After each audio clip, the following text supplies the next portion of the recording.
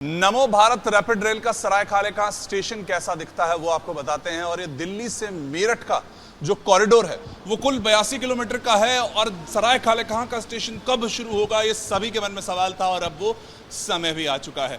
इस वक्त यहाँ पर देखिए दिल्ली वाले बहुत लंबे समय से इंतजार कर रहे थे कि ऐसी कौन सी जगह हो सकती है दिल्ली में जो हमें metro, railway station, bus stand, car taxi stand सभी चीजों से जोड़ेगी। तो उसका काम किसने किया? उसका काम इस सरायखाले कहाँ के इस पॉइंट रैपिड रेल के इस स्टेशन ने किया है जो कि अब सारी जगहों को आपस में जोड़ेगा। और अंदर से अगर हम इस मेट्रो इस स्टेशन को देखें तो देखिए जिस तरह से जो तैयारी की गई है, बहुत ह्यूज इस वक्त इंफ्रास्ट्रक्चर है।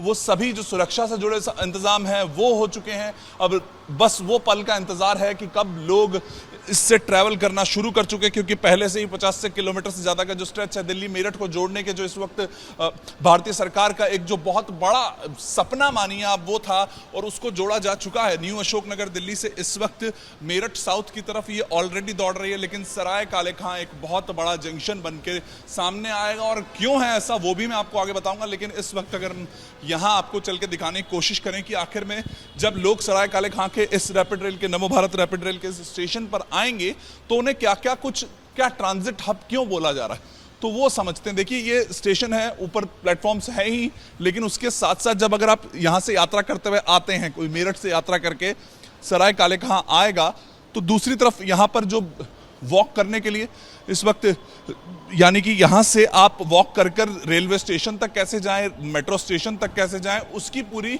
जो तैयारी है वो की गई है। यहाँ पर ये रैपिड रेल के स्टेशन के जो जस्ट साथ में ही एक फुट ओवर ब्रिज तैयार कर लिया गया है जो कि आपको यहाँ पर सीधा मेट्रो स्टेशन की तरफ लेकर जाएगा। और दिल्ली मेट्रो का जो इस वक्त सरायकाले खां निजामुद्दीन का जो स्टेशन है वो यहाँ पर साथ में जुड़ा हुआ है, वो वॉकेबल है। उसके लिए पूरा वहाँ तक पहुँचने के लिए एक डेडिकेटेड पाथ तैयार किया गया है, जिससे कि ये नहीं कि बाहर निकल कर घूमना पड़े या फिर लोगों को घूमते हुए पैदल जाते हुए यानी बहुत परेशानियों का सामना करना पड़ता है। लेकिन अब अंदर से ही इसको जोड़ दिया गया है और उसी के पीछे जो इसको आपको इंफ्रास्ट्रक्चर नजर आ रहा है वो हजरत निजामुद्दीन रेलवे स्टेशन यानी कि भारतीय रेल का जो वो हिस्सा है वो शुरू हो जाता है, यानी कि भारतीय रेल, दिल्ली मेट्रो और ये रैपिड रेल का स्टेशन, इसीलिए इसको एक ट्रांजिट हब कहा जा रहा है। और दूसरी तरफ से अंतर्राज्यीय जो बस अड्डा है वो ISBT का वो भी साथ साथ में चलता रहेगा और इस तरह के फुट ओवर ब्रिज दिल्ली के सरायकाले खां स्टेशन को मेट्रो, भारतीय रेल और जो बस अड्डा है उससे जोड़ेंगे। नव भारत के रैपिड रेल जो नव भारत का जो ये स्टेशन है पूरा उसको तो हम आपको दिखा ही रहे हैं, लेकिन आप सोच रहे होंगे कि अच्छा कितने लोग आएंगे, कितने लोगों को फायदा हो। तो अगर एक लमसम जिस दिन अगर ये चालू हो रहा है उसी दिन का नंबर बता दूं तो 1 से 1.5 लाख लोगों के फुटफॉल का इस वक्त यहाँ पर अनुमान जताया गया है।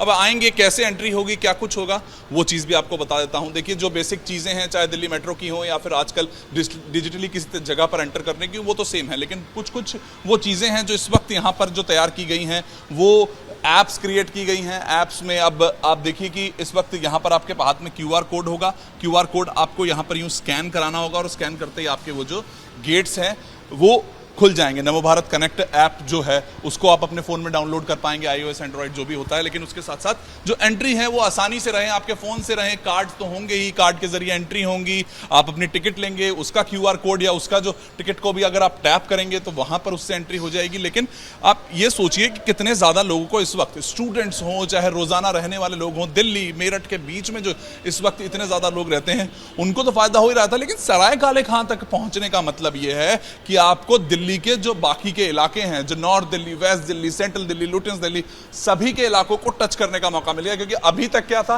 कि न्यू अशोकनगर तक यहां पर ही चल रही थी, फायदा वहां भी पहुंच रहा था, लेकिन इस वक्त अब ये सेंटर बन जाता है, एक ट्रांजिट हब के रूप में बदल जाता है। और इसका इंफ्रास्ट्रक्चर देखिए, आपको नॉर्मली अगर मैं इसको देखूं तो जो मेट्रो स्टेशन हैं उनसे बहुत अलग है, क्योंकि ये नमो भारत रैपिड रेल है, एक अलग तरीके से इसको तैयार किया गया है। और ये सिर्फ जो दिल्ली मेरठ कॉरिडोर है ये शुरुआत है, और दिल्ली मेरठ कॉरिडोर की शुरुआत है। और ये स्टेशन बनाने में इतनी देरी क्यों हुई उस चीज़ को भी हम आपको समझाते हैं। देखिए सरायकाले खां को एक ऐसा पॉइंट माना गया है जो कि आने वाले समय में जोड़ेगा अलग अलग राज्यों को, राजस्थान को, हरियाणा को। अभी जो प्लान्स तैयार हो चुके हैं वो तो देखिए उत्तर प्रदेश को जोड़ दिया है। दिल्ली से मेरठ के कॉरिडोर को हम आपको दिखा ही रहे हैं कि किस तरह से सरायकाले खां का होगा, लेकिन आगे के जो कॉरिडोर्स हैं, जो आगे की इस वक्त जो स्थिति है वो भी आपको बताता हूं कि ये जो इस वक्त राजस्थान के अलवर से और जो हरियाणा में इस वक्त इसको अगर हम समझे तो पानीपत का जो कॉरिडोर है उसको तैयार कर दिया जाएगा। और ये यहाँ पर एक मॉडल के रूप में मैं समझाता हूँ कि ये वो स्टेशन है जहाँ पर इस वक्त हम खड़े हैं। यहाँ पर इस बिल्डिंग में हम यहाँ पर हैं, दूसरी तरफ आपको वहाँ पर बस के जो बस ISBT की हम बात करते हैं वहाँ पर वो मिल जाएगा। और ये जो लाल वाली लाइन है ये इस वक्त शुरू हुई है, यानी कि अशोकनगर से ऑलरेडी ये दिल्ली मेरठ कॉरिडोर की रैपिड रेल दौड़ रही थी। लेकिन अब क्या हुआ है, अब ये सराय काले खां से दौड़ेगी और सराय काले खां एक बहुत बड़ा पॉइंट बनकर यहाँ पर आया है। और यही पॉइंट इसलिए है क्योंकि आज सराय काले खां में दिल्ली से मेरठ का कॉरिडोर है, लेकिन आने वाले समय में, आने वाले सालों में दिल्ली से अलवर का कॉरिडोर भी आपको नजर आने वाला है और दिल्ली से जो पानीपत का कॉरिडोर है वो भी आपको नजर आने वाला है। यानी कि आप वो संख्या देखिए और एक कितना बड़ा ट्रांजिट हब सराय काले खां बन रहा है उसको समझने की कोशिश करिए। पीछे मेट्रो, सामने इस वक्त बार बार मैं आपको बता रहा हूँ टैक्सी स्टैंड, ये जितनी भी इस वक्त मेट्रो के अलावा भारतीय रेल हजरत निजामुद्दीन का रेलवे स्टेशन यहाँ से कनेक्टेड है। तो जितने लोगों को यहाँ आना है ऊपर नॉर्थ में, नॉर्थ इंडिया में अगर ऊपर की तरफ जाना है, अगर मैं बात करूँ पंजाब की तरफ, जम्मू की तरफ भी जाना है तो ये वो स्टेशन होगा। क्योंकि लगातार हमने देखा था दिल्ली, नई दिल्ली, इनके रेलवे स्टेशन पर किस तरह से जो भीड़ लगातार बढ़ती जा रही थी, उसको भी किसी तरीके से अगर हम रोड के जरिए और इन ट्रेन के जरिए और अलग अलग कम करें तो वो होगा। और यहाँ पर देखिए वो कॉरिडोर आने वाले समय में, आज दिल्ली मेरठ कॉरिडोर जो है वो इस वक्त यहाँ पर सराय काले खां से चल रहा है और आने वाले समय में आपको अलवर कॉरिडोर, दिल्ली से पानीपत कॉरिडोर। और जोड़ेगा कौन उसको इस वक्त जोड़ेगा ये सराय काले खां का ये स्टेशन नमो भारत का। और वो साथ साथ में कनेक्टिविटी किस चीज़ की दे रहा है, देखिए यहाँ पर Hazrat Nizamuddin railway station, metro station, ISBT, city की बसेस, कार, टैक्सी और एक बहुत बड़ा हब जो आज आप शायद कह रहे होंगे सराय काले खां का इस वक्त ये स्थिति क्यों बता रहा है ये रिपोर्टर इसलिए बता रहा है क्योंकि ये सराय काले खां आने वाले 10 सालों में आपको एक बहुत बड़ा ट्रांजिट हब के रूप में नाम बनकर नजर आएगा।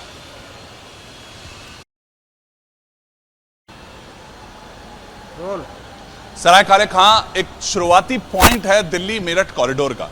ये इसलिए ज़रूरी हो जाता है क्योंकि जितने भी स्टूडेंट्स हैं, ट्रेडर्स हैं, रोज़ाना आने जाने वाले लोग हैं जो कि शायद आज से पहले किराए पे कमरे रह रहकर इस वक्त रहते थे क्योंकि वो घर पहुंच नहीं पाते थे, 5-5 घंटे लगते थे। लेकिन अब कितना टाइम लगेगा, सराय काले खां से मेरठ साउथ की तरफ 58 मिनट में आप पहुंच पाएंगे। और इस वक्त वो मैप मैं आपको दिखाता हूं कि जो कि अभी ऑलरेडी यहाँ पर चल रहा था, वो यहाँ पर इस वक्त ये आप देखिए ये जो स्थिति है अशोकनगर से, ये ब्लू लाइन जो यहाँ पर है मेट्रो की भी आती है, वो जोड़ती है अशोकनगर से यहाँ पर इस वक्त मेरठ साउथ की तरफ चल रही थी। लेकिन अब ये सराय काले खां का पिंक लाइन का मेट्रो स्टेशन सराय काले खां स्टेशन के साथ जुड़ा है, बस की आपको सुविधा है, मेट्रो की है और भारतीय रेल भी यहाँ पर मौजूद है हजरत निजामुद्दीन के जो स्टेशन है उसके साथ। यानी कि एक बहुत बड़ा पॉइंट सराय काले खां, अशोकनगर, आनंद विहार, साहिबाबाद, गाजियाबाद, गुलधर, दुहाई और यहाँ पर मुरादनगर, मोदीनगर साउथ, मोदीनगर नॉर्थ और मेरठ साउथ तक ये यहाँ पर पहुँच जाएगा। और एक बहुत बड़ी संख्या में लगभग 1.5 से 2 लाख अगर रोजाना सफ़र कर रहे हैं, जो कि नंबर लगातार बढ़ता जाएगा क्योंकि देखिए सड़कों पर बहुत दबाव है। NH9 की अगर आप हालात देखें शाम को और सुबह के समय तो बहुत बुरे हो जाते हैं। और उसी के साथ साथ इस वक्त जो स्थिति है, जो रोडवेज बसेस हैं वो फुली खचाखच भरी रहती हैं। तो बहुत से इस वक्त चेंज की तरफ भारत देख रहा है। हालांकि बात होती है किराए की, तो उस किराए को भी बार बार सोचना पड़ता है। लेकिन अभी जो किराया है जो इस वक्त अशोकनगर से लेकर मेरठ साउथ की तरफ है वो 150 रुपये के आसपास का है। यानी कि अब वो आने वाले टाइम में शायद आप दिल्ली से मेरठ 190 रुपये में बहुत ही शानदार तरीके से। और इस ट्रेन की अगर मैं गति भी आपको बता दूं तो वो लगभग जो एवरेज रहती है वो 100 किलोमीटर प्रति घंटा के आसपास रहती है और जो मैक्सिमम होती है वो 160 के पास पहुंच जाती है। यानी कि एक जल्द से जल्द आपको पहुंचाया जा सके आपके गंतव्य स्थान पर और आसानी से, और जहां पर भी आप जाएं आपको बाकी सुविधाएं आपको अलग इलाकों में पहुंचना है वो भी आपको मिल पाएं।